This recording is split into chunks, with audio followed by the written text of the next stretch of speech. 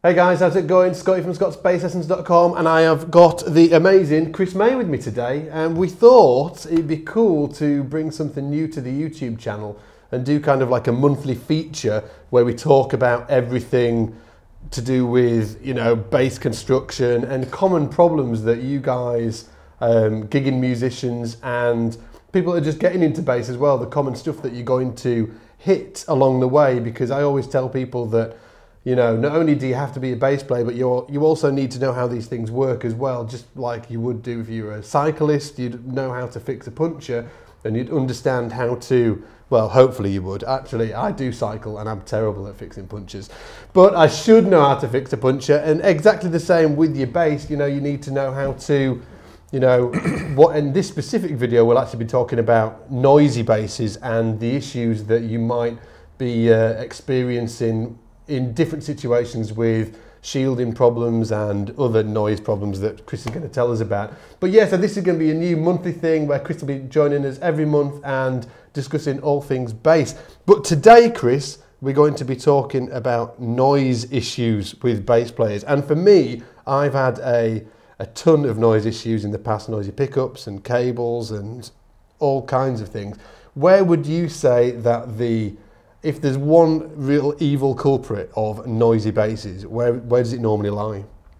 I would say the main problem is single coil pickups. Yeah. I mean, it's the old problem with, for instance, jazz basses. When you've got both coils on together, effectively you've got a hum cancelling pickup. Yeah. But as soon as you pan onto one pickup only, then that pickup starts to become an aerial for all sorts of stray noise that's in the atmosphere.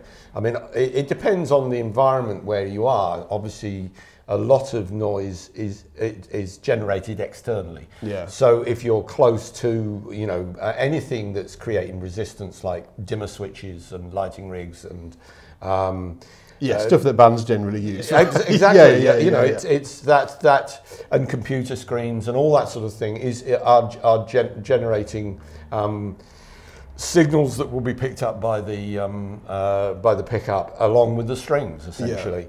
And the traditional way since the advent of hum cancelling pickups, you know, the Gibson humbucker type idea, was that one coil either in parallel or series with the other, will eliminate the noise from the other pickup. It cuts it out. So that's, would say was the first thing. The second thing is noise that is again generated from outside, which comes into the cables and the internal parts of the guitar and the pickups, which can be shielded out. You know, the first the first situation, you kind of, if you've got a jazz bass, the hum is created by the pickup and accentuated by what's going round it. The external noise is or amplified by the pickup. I mean, it's essentially that's it. With the external noise, it's easier to do something about it, but you will never completely solve it if you're running with a single coil pickup. Okay. So in scenario one, when it is a jazz bass, so if somebody's got a jazz bass out there, and because I assume that a lot of people might automatically think that when they put that, you know, they roll off that neck pickup off, and they've got the bridge, say for instance the bridge pickup wide open, they want that Jacko tone, and they get buzz. A lot of people might assume that it could be a shielding problem and shielding the bass might solve it. That's false, isn't it? That won't help in that situation. No. I mean, it won't solve it. There's nothing. The only thing that will solve that is something that solves it at source, which is the pickup. So I mean, the difference really is, I mean, we've got a few examples. Well, you guys are doing stuff with your jazz bass pickups to solve this issue, aren't you? Yes, I mean, a traditional jazz bass pickup is something like this. I mean, this isn't actually a Fender one, but it's because it's using a magnet on the bottom rather than magnets as pole pieces. But that's just a single coil pickup. There's nothing there. There's just a magnet, some pole pieces, and some copper wire, which is covered up over here with plastic. Now, I mean, there are ways that people turn a single coil pickup into a hum cancelling pickup. Yeah. I mean, on a bass, The obvious example of that is a precision pickup, a P-bass pickup. Okay, yeah. Because that is 2 coils. Yeah. And I'm sure that was going through the mind of Leo when he came up with it. Now, I mean, modern ways of dealing with it are something like that, where you have 2 coils side by side within one pickup, which is different to 2 coils side by side as in a traditional humbucker type pickup, which is like that. Now, I mean, this is an old-fashioned EBO massive twin coil pickup. So you've got a coil on either side and pole pieces and magnets. Like the one that Billy Sheehan uses. Yeah, I mean, thing. And Jack Bruce. And well, they were in the old EBOs. Yeah, absolutely. That is a hum cancelling pickup. It's not a shielded pickup, but it is a hum cancelling pickup. So you're not going to have those problems that you do on like regular jazz basses with those styles. But there are there are things the trade-offs basically. Yeah. So if you, as everybody knows, you know, I mean, sort of guitar players will tell you that a single coil pickup was, you know, a Strat sounds different to a Les Paul. Partly because obviously it's made from different things, but also the pickups are completely different pickups. You've got the big humbuckers and you've got the small single coils. And it's in the name, right? Humbucker. Yes, exactly. Yes, it's getting rid of the hum, and it's old technology. Yeah. But it does change the sound of the pickup. You know, having a humbucker versus a single coil. Exactly. Yeah, by doing it like that, you've still got single coil pickups. Yeah. But there are certain issues. For instance, you know, with this, you're very specific about the string spacing. So even if you put a bar pole pieces in, you still have to watch for this area in the centre. Okay. Where you could get drop off between, you know, sort of get a light D string or something. Okay, so so because it's split. Yeah. But I mean, it's as I say, it's still a hum cancelling solution. Yeah. I mean, another solution, which is one that we've come to ourselves after having done it that way, is by using ghost coils. And a ghost coil is basically a secondary coil that is connected to the main sound generating coil, but because it doesn't have any magnets and it doesn't have any pole piece associated with it, it's not actually generating the signal that is picking up the bass. So you get the actual pickup and then a secondary pickup that's not doing anything. Exactly. So it doesn't have the effect on the sound. If you wire it in parallel as opposed to series, it doesn't have the same effect on the sound that a dual coil pickup will. Now these pickups here are shielded internally. That's why I brought this along. Yeah. But what I was going to say about the ghost coil, now the ghost coil can be anywhere in the instrument. It doesn't have to be immediately next to... Yeah, was it Alembic that used to have it? Exactly. They had a third, random... It looked like a dummy pickup in the middle. Yeah. And that effectively... and it was flush to the body, wasn't it? Yeah, I can't, to be honest, I mean, some of them were and some of them weren't. I mean, I've seen them where they're not seen at all. I mean, there are manufacturers who've done it like that. Yeah. But it's not something that's done very often these days. Yeah. It tends to be more, you know, stacked humbuckers and side by side and all that sort of thing. Yeah. The way that we did it was put a second coil on the back. I mean, it sticks out very slightly because we're using a standard depth cover here.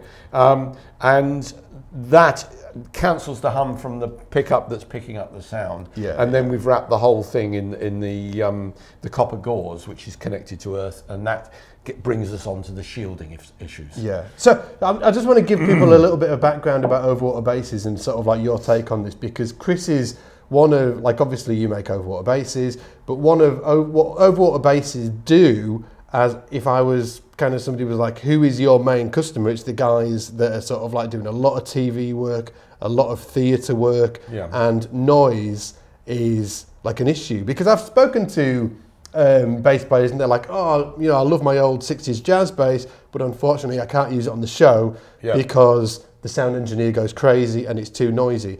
So like, you know, some people, depending on what gigging situation, can live with it but some people absolutely can't live with it. And right now, again, we're not talking about shielding issues, we're talking about pickup issues. Yeah, I mean, I mean, obviously in a live band situation, it's not a huge problem. Yeah. You know, I mean, it can if it gets into a loop into the PA or something like that. Yeah. But generally, it's not intrusive. But in a theatre situation or a TV studio situation, it is, because it's live, as well as being, so you can't edit it out either. What somebody we both know, I'm not going to mention any names or get anybody in trouble, but somebody we both know actually ordered a super expensive, this is just like a noise story, bass noise story, super expensive bass. He was playing in I think it was well, he does shows, but it could have been a TV show or something like that. Took a lifetime, as all these custom basses do, to get his hands on it. Was super excited, sat there in the pit, plugged it in, cans on. The sound engineer saw that it was a new bass and he said, oh, you know, can we just get a signal from the bass? He played, boom, boom, boom, boom, boom, boom, boom, and through the cans, the engineer said, can't use that bass. And this is like high-end, like super high-end bass. Not going to name any names, but yeah, so that, and then he basically had to sell the bass after that. He couldn't, you know, possibly could have changed the pickups and things like that, who knows.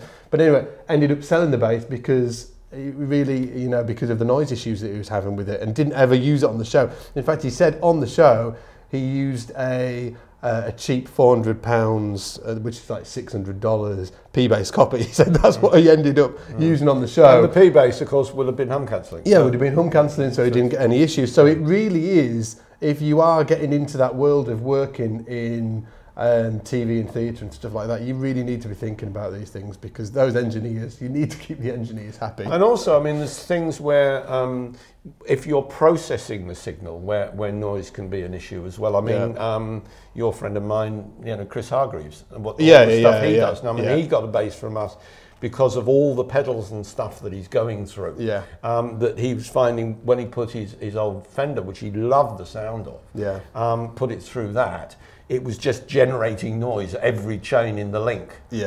So there are lots of different reasons why noise can be an issue in lots of different situations. Chris, by the way, that's Chris Hargreaves that Chris is talking about, plays for a band called Submotion Orchestra, among other things, but check him out, Chris Fatty Hargreaves. Got some cool videos on YouTube.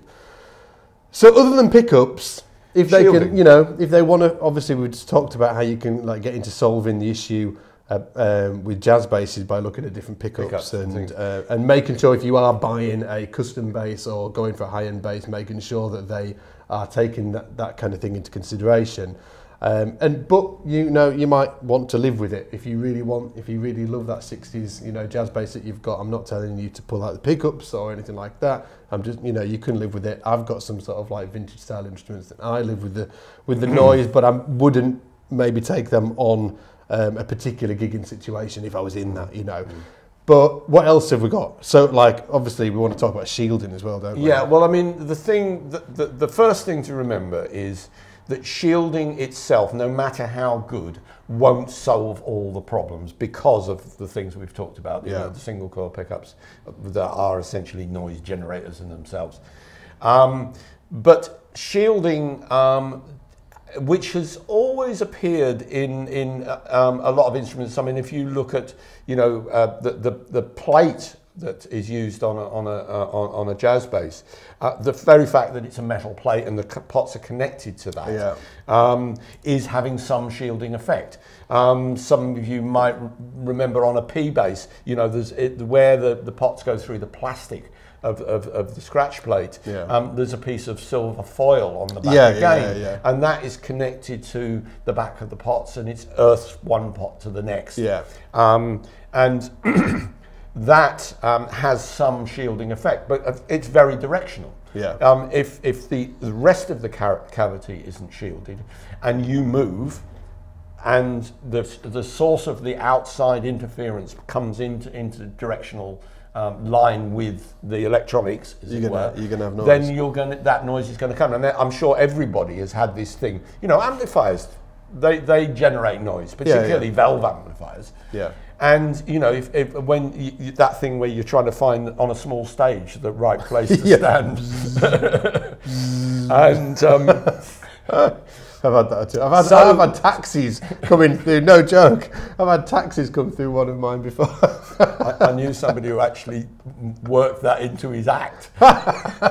He used to do folk clubs and took a little PA with him, and you would get taxis and police cars and actually work it into the act, which was anyway. So, and there are a number of different ways, and there are certain things that you have to remember when you're doing it. Generally, what we do is we use a mixture of copper foil, which is this. I was going to say, because this is actually something that people can do something about, yes, isn't it? Exactly. And it's something that you can do yourself. You have to remember a few key things, which we'll come to in a minute. But as I say, copper foil is, it works well. It's a bit of a faff to put in because you've got to cut lots of little pieces and you've got to stick them in. I mean, this stuff itself is actually sticky back. So Where do people get stuff like this? You can buy it from sort of luthier supply type like David people. Dykes and yeah. I mean, there are any number of those. I mean, if you're in the States, Stumac. If you're in Europe, you know, Touchstone or so just do a Google search. Yeah, I mean, you can find it, and I'm sure that it's used for other things as well. Yeah. So it'll be available. I mean, you can get aluminium foil, which is the same, which is sticky backed, and you can buy that from hardware stores. It's used from other things. But the main problem with aluminium, it's very difficult to solder to it. Right, okay. You need specific flux and particular solder and a little bit more heat. Okay. And it doesn't quite work so well. So copper is easier. The other and just before we move on, the thing that people do with this is essentially take all the knobs and components out, line your cavity with this, and then put all the components. I mean, obviously, if you're dealing with can I? Yeah. If you're dealing with a this type where you've got the plate, then obviously in here, you can shield that. It's not such a major task as unbolting a lot of pickups, but you have got wires coming through, which you've got to be aware of, and it's sometimes easier to take everything out. So you need to remember how to put it back if you're going to do that. The other way of doing it, which is kind of easier in some ways, but it can be messier, is using a shielding paint. Behind right there, that pink one, isn't it? Yeah. Now this is made for advertising here, made by a company called Electrolude. It's I won't spray any of it. It's basically a lacquer which has got the lacquer is a medium to carry ground particles of nickel. What's it actually called? It's nickel screening compound. Yeah, shielding paint. It's screening compound. I mean, you can buy that again. You can find it online. There are lots of distributors of it. Yeah. You know, it's not something you're going to find in a hardware store. You might get it from a specialist electronics store, that sort of place. Do they sell that kind of stuff in luthier supplies or not? Yeah, possibly. I don't know, to be honest. But the luthier supply thing tend to go more down the copper. Right. Okay. Yeah. The one to watch is you see a lot of black stuff on the inside of cavities, particularly on Far Eastern instruments, where they've made some attempt, but the thing that they don't do is apply it properly, thickly enough. Yeah. Or very often earth it properly. Right, okay, yeah. Which again, I'll come to in a minute. The thing about some of there are shielding paints that are sold that are carbon-based as opposed to nickel-based. And the problem with the carbon-based stuff, it's not that it doesn't work, but it tends to come off. And the carbon degrades a little bit and it starts to float about in the cavity and ends up getting into the pots and causing as much problems as as many problems as it's the reason why you put it in on the bloody whereas this stuff, once it's in, it's in. Yeah. And but obviously you can paint it on, you can buy it in a brush form. The best way, I know this, let me tell this because I've done it a zillion times for Chris when I was a kid. You get masking tape and you just put it all over the back of the basin with a craft knife. You then go round inside the cavity like that and then just peel that bit out. That's right. And put a bit of newspaper over the rest of the base. Yeah. And then just make sure you get a nice even coat. Maybe do it in 2 light coats. I was going to say we used to kind of spray it in 2 lots. Yeah, and then just let it dry for a few hours because it'll remain soft for a while like any paint. And once it's hard, you just bolt your components back in. Now, I mean, what we tend to do in this sort of situation where we've got more sophisticated electronics, I mean, there's something like that going into the base, you need to earth the pots specifically. Because the pots obviously are, they themselves can be part of the problem. Yeah. So what we do there is we shield the cavity, and in some instances, like this base here, we will lay a strip of copper underneath where the pots are going to go. So the pots have direct connection to the shielding paint, because if the shielding paint wears away a little bit, I mean, that was the old problem with the Fender P-Bass thing, is if the pot base, because they didn't actually put a link wire from the back of each pot to earth them. And if the pot became a little bit loose, as they tend to do, and they started to twizzle round, it would cut up a nice, neat little hole in the the copper, it was like silver, aluminium. In the aluminium, and it would stop connecting anymore. If it was the wrong one, it would stop the bass working altogether. Which is that's even worse than noise. So, it is a good idea to make sure in that sort of situation that the pots themselves are individually, because this won't stop the bass working. It'll only contribute to noise. So that's a sort of belt and braces situation, and then we've run it up the side of the cavity onto the top, so that the back plate is covered in shielding paint, or it could be covered in copper. And it's connected to. And it's connected to. So when the back plate is fitted in and it's screwed down, it's all connected. You've got a complete shielding. It's a force field, essentially. It doesn't have to be watertight. Cue the Star Wars music. It's that. I mean, you can see here where we've shielded this. This is the coils of a pickup. So it's a bit like, some pickups used to come, or still do come, with a metal cover, like this old EBO type pickup. And that has a shield. It's not there for nothing. It's there for a reason. It's there for a reason. It fits over and it helps to shield the pickup. But you can do it like this, which is doing it internally. And here we've used a copper gauze. And part of the reason why we use the copper gauze is that it allows resin, and you can see wax on the back of here because the coils themselves are waxed, to soak through, and that stops problems with microphonics and oscillating. I'm learning some cool stuff today. Hopefully you guys are enjoying this too. Can we also talk about these metal pots? Because I didn't, the metal knobs, the ones over here. Oh, right, okay, yeah. Because I didn't even realise this is something that we had I'll prize one of these out. The guy who builds and designs a lot of our electronics is a guy called John East, who's a very, very clever engineer and has got great ears. Loads of people have. He does like the J Retro. John builds. I haven't got one with me. I should have brought one with me, really. But he builds retrofit active electronics to go into standard instruments. I mean, that's basically what. So if you want a system to go into your jazz bass or your P bass or anything really, he's got something that will do that, and it will improve the EQ function and all that sort of thing. But you also get problems where you bring problems into the scenario by amplifying anything. You amplify everything, as we said before. And one of the issues that we had, I mean, because, as I say, we tend to be quite picky, is well, I think you've got kind of, because of your unique customer base, they're really picky, so you get feedback. So we're reacting to them. Now, we mostly use, I haven't got one here, but we mostly use plastic knobs. I mean, that's a plastic knob on there.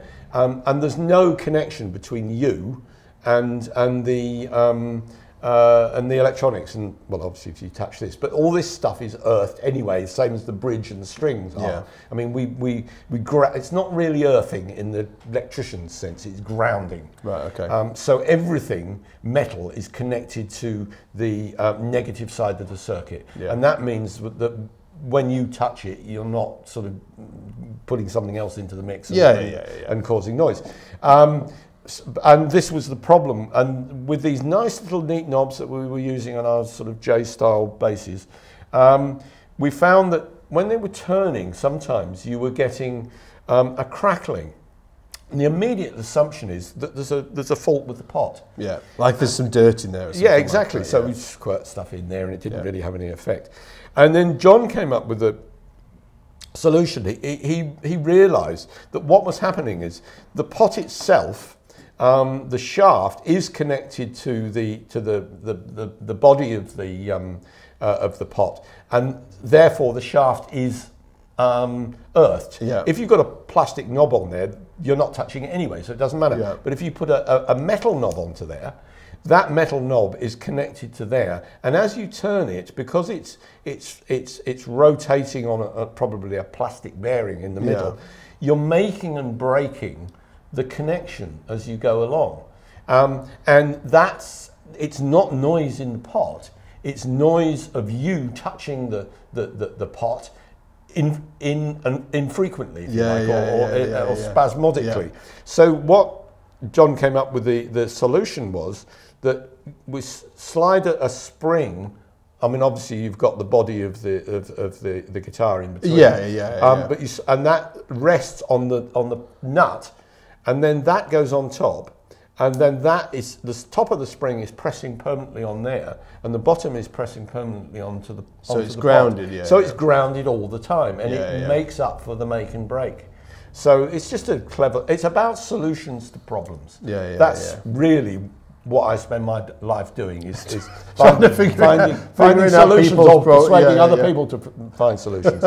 So, but the shielding thing, to get back to the shielding thing, once you've got all this stuff in there, you do have to make sure that the shielding is connected to the negative side of the circuit, because you can have all the metal in the world. And is that done off the pot, or like how does that even work? Well, it can be just the very fact that the pots are going through the shielding in some form. I mean, in terms of obviously connected to that is grounded because it's connected to the pot, and the pot is grounded. Yeah.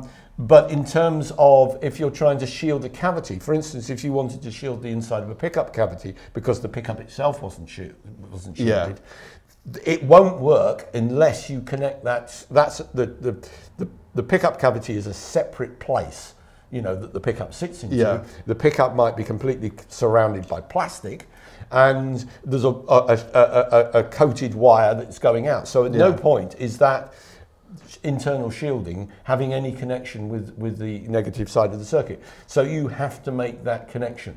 Right. I mean, that wouldn't work if it wasn't. You know, you can see on there physically connected to the negative. It's been soldered to it. You know? Otherwise, it's just some wire. It's not doing So when anything. people are spraying this stuff or putting this copper in, they should be doing it in the actual pickup cavities as well. Is that correct? If you've got a pickup that isn't shielded. Right. A pickup like that is shielded. I don't have these are obviously shielded. This one's shielded. And there are manufacturers that internally shield. I'm just imagining loads of people unscrewing their pickups and peering inside. Well, what's going on in there? You also sometimes find partial shielding. Right, okay.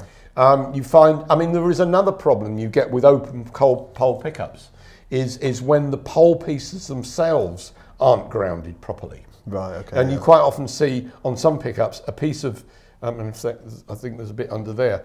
A piece of this copper is put along the bottom of the pickup bobbin to try and ground the pole pieces.